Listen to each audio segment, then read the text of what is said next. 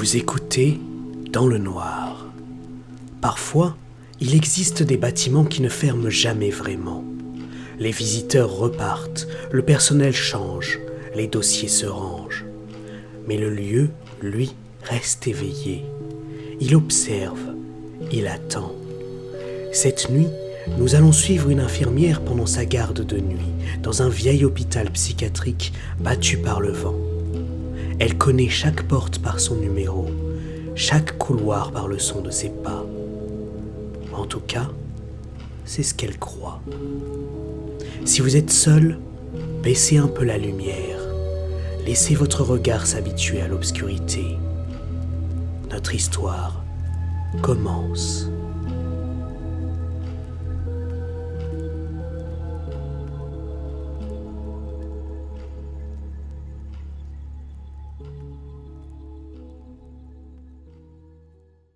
Ravensmouth était planté sur la falaise comme un bloc de béton oublié par la mer. La nuit, on ne distinguait plus ses étages, juste des lignes de fenêtres, certaines éclairées, d'autres noires, et le clignotement rouge du gyrophare sur le toit qui battait lentement la brume. À l'intérieur, au poste de soins de l'aile nord, Élise regardait l'horloge. 23 heures. Les aiguilles indiquaient 23 heures depuis qu'elle avait pris son service. Elle n'avait pas bougé d'un millimètre. Pourtant, elle entendait nettement le tic-tac, régulier, obstiné, qui semblait rentrer dans sa tête. Elle posa son stylo sur la feuille de ronde. 23 heures, début de la garde aile nord, température 19 degrés, état des patients à vérifier. Elle écrivit « à vérifier » comme on écrit « à suivre ». Ça la rassurait. Tant que quelque chose restait à vérifier, la nuit avait une direction, une fonction. Elle passa sa blouse correctement sur ses épaules, tâta le poids de ses clés dans sa poche, puis récupéra le chariot de médicaments. Le métal grinça, un son trop aigu dans le silence des couloirs. Devant elle, le couloir de l'aile nord s'ouvrit. Un tunnel carrelé, blanc, sale, surmonté de néons, au bourdonnement constant. Les portes des chambres alignées comme des stèles, chacune avec son petit carré de plastique numéroté. Elle inspira profondément. La ronde pouvait commencer. Chambre 1. La clé entra sans résistance. Le cliquetis de la serrure fut suivi d'un souffle d'air froid. Élise entra. Monsieur Delorme était réveillé. Il l'était toujours. Allongé sur le dos, le regard fixé au plafond, il avait cette immobilité tendue des gens qui écoutent quelque chose que les autres n'entendent pas. « Bonsoir, monsieur Delorme, » dit-elle. Il tourna la tête vers elle, lentement, comme si sa nuque avait oublié le mouvement humain. « Vous avez mis du temps, » dit-il. « On commence à 23 heures, vous le savez. »« Ça fait longtemps que c'est 23 heures, » répondit-il sans ciller. Elle choisit de ne pas relever. Les délires temporels, ça faisait partie du tableau. Elle prépara le petit gobelet en plastique. « Le traitement de nuit, 2 comprimés. » Il la regarda avec une curiosité étrange. « Vous ne le sentez pas venir, aujourd'hui ?»« Quoi donc ?»« Le dehors. D'habitude, vous avez une odeur de pluie et de froid. Ce soir, non. On dirait qu'on vous a pas laissé sortir depuis longtemps. » Une petite irritation lui monta aux joues. « Ouvrez la bouche, s'il vous plaît. » Il obéit, docile. Les comprimés glissèrent sur sa langue, puis disparurent. Elle nota sur sa fiche « prise OK », propos confus, thématique du temps persistante. Alors qu'elle refermait la porte, la voix de Delorme la rattrapa, à peine audible. « Vous reviendrez vérifier, n'est-ce pas ? C'est votre rôle. Vous recommencez toujours au début. » Elle fit semblant de ne pas l'entendre. Chambre 2. Le nom sur la fiche plastifiée, Chambre 2, Ogis C. Élise hésita une fraction de seconde avant d'ouvrir. La chambre était vide. Pas seulement vide de patient, vide de vie. Lit fait, drap tendu à l'angle parfait, oreiller net. La petite salle d'eau donnait l'impression de n'avoir jamais servi. Pas de verre sur le lavabo, pas de brosse à dents, pas de serviette. Et pourtant, la chambre était marquée comme occupée. Le dossier de Hodges devait être quelque part dans le tas, au poste de soins. Elle resta quelques secondes immobile, l'oreille tendue, comme si elle pouvait deviner une présence dans les murs. Il n'y avait que le léger bourdonnement du néon et une goutte d'eau obstinée dans la tuyauterie. Elle prit le stylo accroché à sa planche. Chambre 2, patient absent à l'entrée, à vérifier avec l'admin. Elle releva la tête vers la caméra dans l'angle du fond. Le petit voyant rouge clignotait doucement. Quelqu'un, quelque part, voyait ce qu'elle écrivait. Elle se sentit soudain observée de très loin. Elle quitta la chambre. La porte se referma dans un souffle qui tira un frisson dans son dos. Entre les chambres 3 et 4, il y avait une fenêtre. Elle donnait sur la cour intérieure, un rectangle plus noir que le couloir lui-même. Par nuit claire, on pouvait y voir un morceau de ciel, un bout de mur opposé, les silhouettes des arbres penchés par le vent de la mer. Ce soir, l'extérieur n'offrait qu'un noir uniforme, ni reflet, ni profondeur. Une absence. Instinctivement, Élise chercha son propre visage dans la vitre. Elle s'y reconnut. Blouse blanche, cheveux attachés, badge terne sous la lumière crue. Elle cligna des yeux. Pendant une fraction de seconde, la blouse n'était plus blanche, mais bleu pâle. Une coupe moins nette, un tissu moins rigide, et à son poignet, un bracelet qu'elle n'avait jamais porté. La vision disparut aussi vite qu'elle était venue. Elle se pencha, approcha son visage de la vitre. Rien. Juste son reflet, légèrement déformé par le froid du verre. « Tu es crevée, ma fille, » pensa-t-elle, « et tu regardes ton ombre de travers. » Elle repartit en poussant son chariot.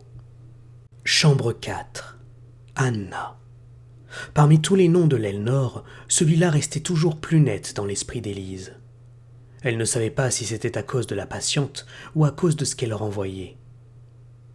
Quand Élise entra, Anna était assise au bord du lit, pieds nus sur le lino, blouse serrée jusqu'au cou.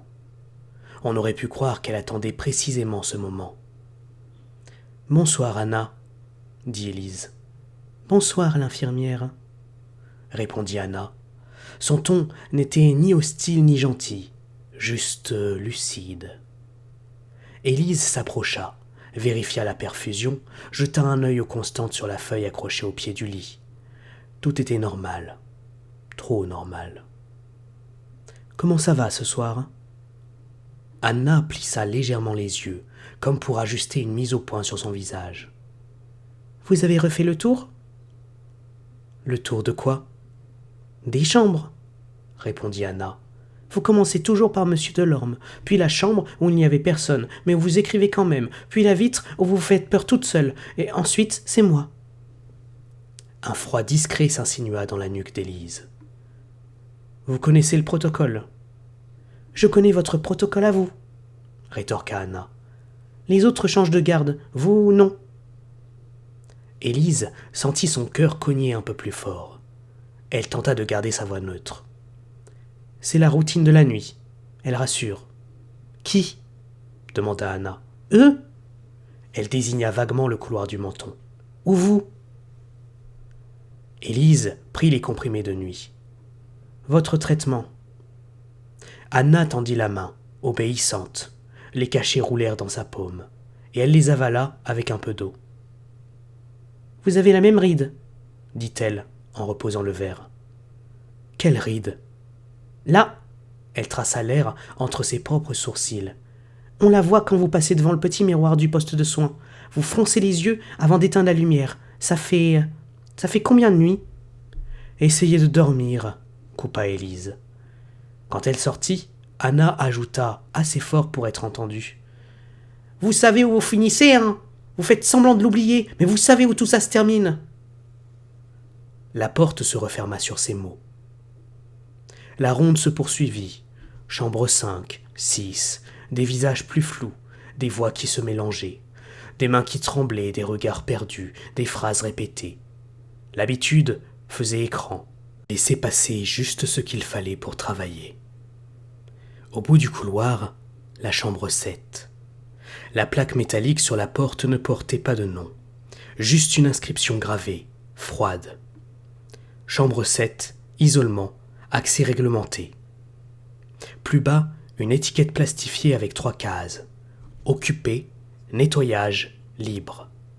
La case occupée était cochée. Élise s'arrêta. Elle n'avait pas à entrer. Pas seule, pas sans appel du médecin. C'était la règle. Il y avait pourtant ce soir un bruit sourd derrière le battant. Pas un cri, pas un choc.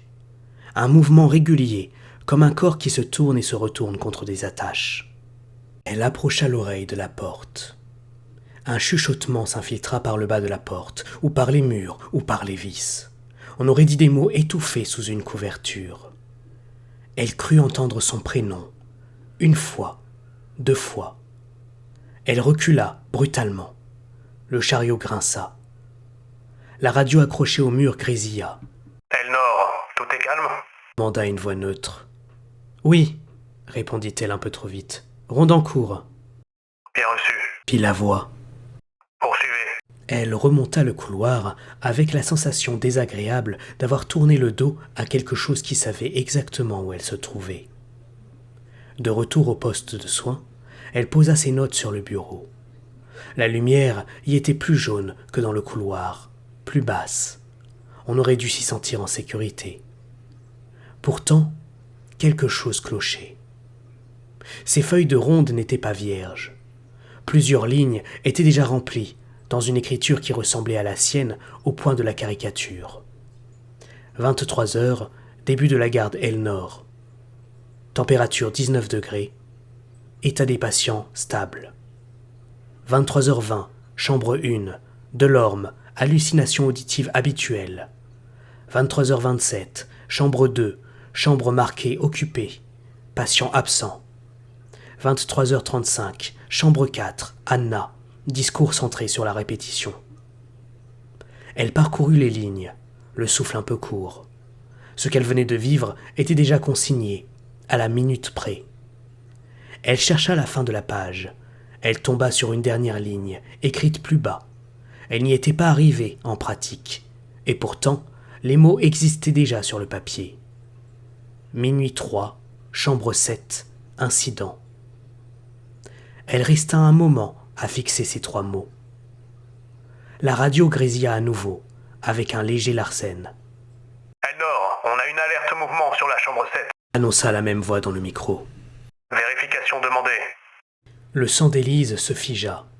« Reçu, » dit-elle, avant d'avoir le temps de réfléchir. Sa voix n'avait pas l'air d'être la sienne. Elle prit les clés. L'anneau vibra dans sa main, plus lourd que d'habitude. Le couloir paraissait plus long à l'aller. Les néons clignotaient au-dessus d'elle, laissant par moments des pans entiers d'obscurité mobile. Les patients semblaient tendus, même derrière les portes closes. Quelques gémissements, des phrases chuchotées, des coups secs contre le mur. L'hôpital réagissait à l'alerte comme un animal blessé. La chambre 7 l'attendait. La lumière au-dessus de la porte clignotait en orange, signalant un trouble, une sensation de froid montée du sol, comme si le carrelage avait été mouillé par une eau invisible. Élise cala le chariot contre le mur. Elle s'approcha du petit hublot grillagé. De l'autre côté, l'obscurité paraissait plus dense que partout ailleurs. Elle voyait pourtant une forme sur le lit, une silhouette ligotée, blanche sur blanc. Quelqu'un attaché par les poignets et les chevilles, qui respirait trop vite. Elle déverrouilla la trappe du hublot pour mieux voir. Le métal couina, l'odeur la frappa. Désinfectant, sueur, peur. La silhouette se tourna vers la porte. Un visage surgit dans son champ de vision à quelques centimètres du hublot. C'était le sien. Pas son visage de maintenant, pas tout à fait. Des traits tirés, les yeux rougis, les cheveux emmêlés, mais sans aucun doute possible. C'était le même front, la même ride entre les sourcils. La bouche bougea, mais aucun son ne passa à la porte. Ce fut sa propre voix qu'elle entendit pourtant, dans sa tête, nette. « Ouvre !» Pendant un instant, elle ne sut plus où elle se tenait, derrière la porte, devant ou dans un lit. Quelque chose crissa sous sa main. Elle baissa les yeux. Ses doigts s'accrochaient à un bracelet plastique blanc qu'elle ne se rappelait pas avoir vu. Sur l'étiquette d'une écriture administrative, il y avait un nom et un numéro. Elle n'eut pas le temps de les lire. Des pas rapides résonnèrent derrière elle. « Lâchez les clés, Élise !» ordonna une voix d'homme, proche, impérative. Une main se referma sur son épaule. Une autre lui prit le poignet. « Ce n'est pas votre chambre !» ajouta la voix. « Reculez, c'est tout. On s'en charge !» Elle se laissa tirer en arrière. Ses yeux restèrent rivés au hublot. De l'autre côté, la femme attachée continuait de la fixer. Elle avait le même regard affolé qu'Élise sentait derrière ses propres paupières.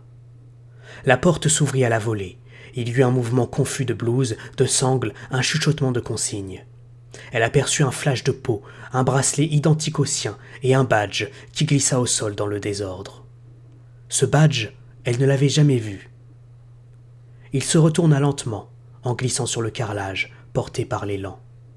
Sur le plastique, sous un logo délavé de l'hôpital, on pouvait lire « Élise M, patiente, pavillon nord ». Un pied le repoussa vers l'intérieur de la chambre avant qu'elle puisse le saisir. La porte se referma, le verrou claqua. Le silence revint coup par coup, comme une lumière que l'on éteint pièce par pièce. Un peu plus tard, elle était de nouveau au poste de soins. La lumière semblait un peu plus faible. Elle avait la bouche amère, la langue lourde, comme après une perfusion ou une injection. Sur la table, la feuille de ronde était bien en ordre. L'écriture était régulière, d'un bout à l'autre. 23 heures, début de la garde L-Nord, température 19 degrés, état des patients stable. 23h20, chambre 1, Delorme, hallucination auditive habituelle. 23h27, chambre 2, chambre marquée occupée, patient absent. 23h35, chambre 4, Anna, discours centré sur la répétition. Minuit 3, chambre 7, incident, médication administrée, retour au calme. Tout était consigné. Élise se redressa sur sa chaise, sa tête bourdonnait. Elle chercha ses clés, rassurée en sentant leur poids dans sa poche. Elle tapota sa poitrine. Son badge était là, accroché bien droit. Elle jeta un œil au petit miroir rond au-dessus de l'évier. Le reflet lui renvoya l'image d'une infirmière fatiguée en blouse blanche. Cerne, cheveux attachés, stylo dans la poche, badge rectangulaire. Elle plissa les yeux, tenta de lire ce qui était écrit dessus dans le reflet déformé. Le nom était là, le mot infirmière aussi. En dessous, juste un détail semblait différent. Le numéro. Elle s'était toujours crue 37, non ? Dans le miroir, les chiffres paraissaient inversés, étirés. Le badge indiquait désormais ID 38. Elle se retourna brusquement vers la feuille de ronde. En bas de la page, une nouvelle ligne venait d'apparaître, qu'elle ne se souvenait pas avoir écrite. 23 heures, prise de service suivante, infirmière de nuit, L-Nord. La radio grésilla pour la 3e fois. L-Nord, Dit la voix neutre. nouvelle garde en approche. Préparez la transmission. Les yeux d'Élise remontèrent lentement vers le couloir, vers la suite du bâtiment. Plus loin, quelque part, une autre paire de pas se rapprochait peut-être. Une autre blouse blanche, un autre badge. Ravensmouth ne manquait jamais de personnel. Il savait où se servir. Elle inspira. Ses doigts se refermèrent sur le stylo. Sur la feuille suivante, toute vierge, quelqu'un venait d'écrire lettre après lettre. 23 heures, début de la garde L-Nord, température 19 degrés, état des patients à vérifier. La main qui écrivait tremblait un peu. Ce n'était plus vraiment important de savoir à qui elle appartenait. Vous venez d'écouter Les Rondes de Ravensmouth. Certains lieux ont besoin de malades pour exister. D'autres ont besoin de gens pour surveiller les malades. Et parfois, quand la nuit dure trop longtemps, ils ne prennent même plus la peine de faire la différence. Si un jour vous travaillez de nuit, dans un couloir vide, avec des portes toutes identiques, regardez bien votre badge. Vérifiez qu'il n'a pas changé. Vérifiez surtout que ce n'est pas l'endroit qui est en train de vous porter. Merci d'avoir écouté. Éteignez les lumières. Gardez-les éteintes. Et à bientôt dans le noir.